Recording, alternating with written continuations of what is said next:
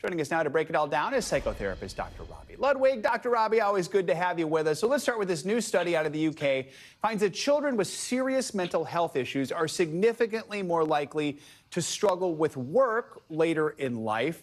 What does this tell us about the importance of early intervention when it comes to mental health? What is it parents or schools can do now to better support children, especially considering all the challenges they're facing, the lack of resources we have? What can be done? Yeah, so this study was done in the 70s, and it found those with mental challenges had a more difficult time in adulthood of really managing a successful work life and earning potential. And what parents can now take away from this study is that early intervention is key. Working with professionals to discover what challenges your child is having and providing them with a skill set so they can be resilient and manage these challenges and stressors that happen in everyday living.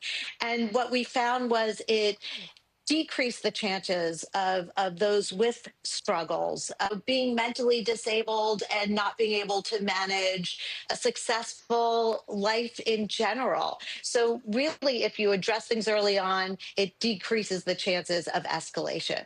Dr. Robi, let's talk about personal rituals. So we're talking about everything from Beyonce's turkey sandwich to Paul McCartney's pre-show sing-along. You've got Daily Show host Michael Costa's tie-tying tribute to his dad. All of these things help performers sort of get in the zone. So psychologically speaking, Yes. how do these routines actually help our minds feel calmer, help us be more focused?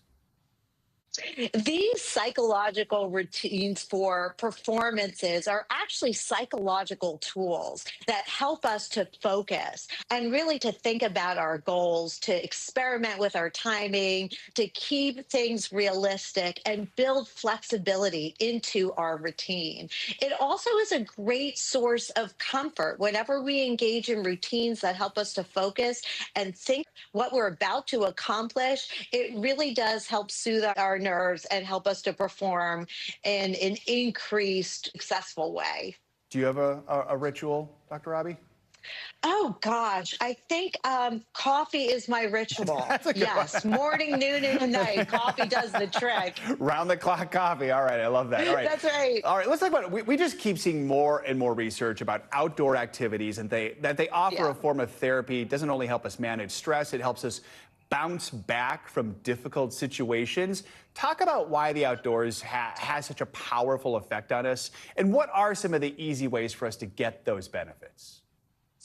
Well, one of the biggest helps in this regard is it takes us away from our digital phones. And so when we are in the environment and we're outside, we decrease our mental clutter and we get to experience ourselves in a different way. We get to challenge ourselves. We get to increase our ability to work with others and to problem solve. And we're more likely to be in the moment. There is something about being in nature that helps us to improve our attention, lower our stress, better our mood, reduce risks of psychiatric disorders, and upticks in empathy and cooperation. Sitting on a park bench with your phone doesn't help. Put the phone down, enjoy nature, look around. That's the key. Dr. Yes. Robi, Ludwig, as always, thank you so much. We're going to stay with health news.